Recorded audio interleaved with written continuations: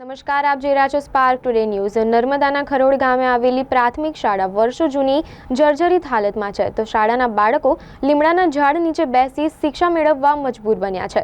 તો આ અંગે એક જ સવાલ ઊભો થાય છે કે શું આ રીતે ભણશે ગુજરાત? મળતી માહિતી અનુસાર નર્મદા જિલ્લાના તિલકવાડા તાલુકાના ખરોડ ગામે આવેલી પ્રાથમિક શાળા વર્ષો જૂની અને જર્જરિત હાલતમાં હોવાથી બાળકો લીમડાના ઝાડ નીચે અને ગ્રામજનોના ઘરમાં બેસીને ભણવા માટે મજબૂર બન્યા છે। આ પ્રાથમિક શાળા વર્ષો જૂની જર્જરિત હાલતમાં હોવા છતાં આ પ્રાથમિક શાળા બનાવવામાં આવતી નથી અને આ કારણે બાળકોના વાલીઓ પોતાના બાળકોને લઈ કાઠિયાવાડ તરફ જવા મજબૂર બન્યા છે।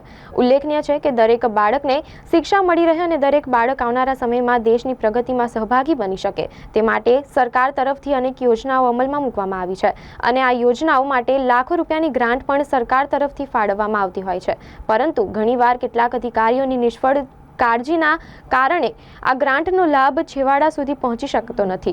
આવી જ એક ઘટના નર્મદાના તિલકવાડા તાલુકામાં સામે આવી છે, જેમાં તિલકવાડા તાલુકાના ખરોડ ગામે પ્રાથમિક શાળા તો આવેલી છે, પરંતુ આ શાળા વર્ષો જૂની હોવાથી એટલી બધી જર્જરિત હાલતમાં છે કે ત્યાં બેસીને ભણવાનું એ જોખમકારક બની શકે છે, જેના કારણે બાળકો લીમડાના ઝાડ નીચે અને ગ્રામજનોના મકાનમાં બેસીને શિક્ષા મેળવી રહ્યા છે, તો કેટલાક ગ્રામજનો તો પોતાના બાળકો શિક્ષા મળી રહે તે માટે કાઠિયાવાડ જવા મજબૂર બન્યા છે। તો બીજી તરફ શાળાની આજુબાજુ ગંદકીના ઢગલા જોવા મળી રહ્યા છે, જેના કારણે બાળકોમાં બીમારી થવાનો ડર ઊભો થાય છે। પરંતુ મુદ્દાની વાત તો એ છે કે આ શાળા બનાવવા માટે ગ્રામજનો અને શિક્ષકો દ્વારા વારંવાર રજૂઆત કરવામાં આવી છે, તેમ છતાં ઉપલા અધિકારીઓ આ બાબતે કોઈ ધ્યાન આપતા નથી અને આ શાળા બનાવવામાં આવતી નથી, જેના કારણે છેલ્લા ઘણા સમયથી બાળકો ગ્રામજનોના મકાનમાં બેસીને શિક્ષા મેળવી રહ્યા છે। તો એક જ સવાલ ઊભો થાય છે કે શું આ રીતે ભણશે ગુજરાત? એક તરફ સરકાર સૌ ભણે સૌ આગળ વધેનું સૂત્ર આપી રહી છે, ત્યારે બીજી તરફ અધિકારીઓ બાળકોના ભવિષ્ય સાથે ચેડા કરી રહ્યા છે। અમારું ગામનું ખરોડ તાલુકો તિલકવાડા જિલ્લો નર્મદા।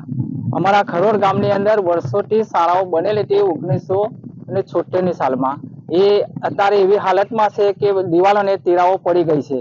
હવે બાળકોને કઈ બેસાડવા એ શિક્ષકો મુજબ મુકાયા છે, તો આ ઘર પેલું ઘર, આ લીમડો ને પેલો લીમડો, આ રીતના બધે ગામમાં અંદર બધે બેસતા વળે છે છોકરા લઈને। તો એવી હાલતમાં છે, તો અમારી શાળાઓ કોઈ પણ હિસાબે શાળા બનવી જોઈએ। અમે ઘણી વાર અમે રજૂઆત કરી હતી, તાલુકામાં કરી, જિલ્લામાં કરી, પણ કોઈએ આનો પ્રશ્નને હલ કર્યો નથી। અમે ઘણી વાર એવા ધારાસભ્યોને પણ વાત કરી હતી કે ભાઈ અમારા શાળાની આવી હાલત છે, તો અમારા બાળકો કઈ ભણવા જશે? અમારે વઘેલી 1 કિલોમીટર થાય, નાના નાના બાળકો છે, તો આ બાળકોને અમે કેવી રીતે બીજા ગામ દૂર મોકલી શકીએ? અને જે રીતે પછી અમારે બીજા બાળકો હતા એ બાર પછી કાઠિયાવાડ લોકો લઈને જતા રહ્યા છે કે બાળકોને ભણાવવાની બિલકુલ બે હાલતમાં છે। શિક્ષકો બિચારા આવે છે પણ આ બેસવું કઈ, બેસવાનો ઘણો બહુ મોટો પ્રશ્ન ઉભો થાય છે। તો કોકના ઘરમાં બેસીએ તો ઘરની અંદર પ્રશ્ન ઉભો થાય કે ભાઈ અમારે જગ્યા સાંકળી પડે છે, તમે બાળકો લઈને અમારા ઓટલે બેસો છો। તો પછી એ કારણે અમે આ લીમડાના ઝાડ નીચે આ બાળકો લઈને શિક્ષકો બેઠા છે। અમારું ગામ ખરોડ છે, તિલકવાડા તાલુકામાં આવેલું। આજે અમારી શાળામાં તિરાડો પડી ગઈ છે અને વર્ષો જૂની બનેલી શાળા આજે બેકાર છે। એટલા માટે અમારે એવું કહેવું છે કે સરકારશ્રીને નમ્ર વિનંતી કે શાળા નવી બનાવે અને છોકરાઓ સારી રીતે ભણે। આજે ગામના લીમડા નીચે ભણાવવામાં આવે છે છોકરોને, બરાબર? તો તેથી સરકારશ્રીને અમારી નમ્ર વિનંતી છે કે શાળા સારી નવી બને અને જે જૂની થઈ ગયેલી છે, વર્ષો જૂની જે રીતે બધું પતરાય એ ખલાસ થઈ ગયા છે, દિવાલોમાં ટેરવા પડી ગઈ છે, તો માટે છોકરોને આજુબાજુ કોઈકના ઘરોમાં પણ લઈને ના જવું પડે અને લીમડા નીચે પણ બેસવું ના પડે। અને આ ચોમાસું આવ્યું છે અત્યારે, એટલે ચોમાસાની અંદર ક્યાં બેસાડવા છોકરોને એ સાહેબોને શિક્ષકોને પણ ખબર નહીં પડતી કે ક્યાં લઈને જવું અમારે।